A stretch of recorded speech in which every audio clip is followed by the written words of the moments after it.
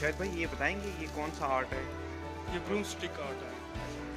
और यही माशाल्लाह बहुत इजी है और बड़े मतलब फ्रीली इसमें मूव होते हैं सब कुछ हाथ में मतलब जैसी शेप जंग है। मटीरियल है, जंग मटीरियल आपको कहीं भी आपको मिलता है तो आप इसको अपने अंदाजे से या कोई भी आपकी इसके अंदर जो इसकी मूवमेंट जो है ना, जी जी उस मूवमेंट को आपने लेके चलना है।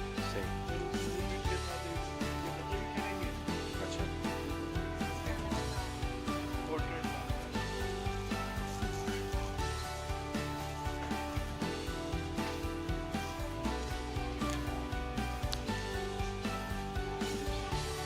तो मैं तो जब अपने पब्लिशिंग में जब काम करता हूँ उसमें तो काफ़ी टाइम लगता है। अच्छा।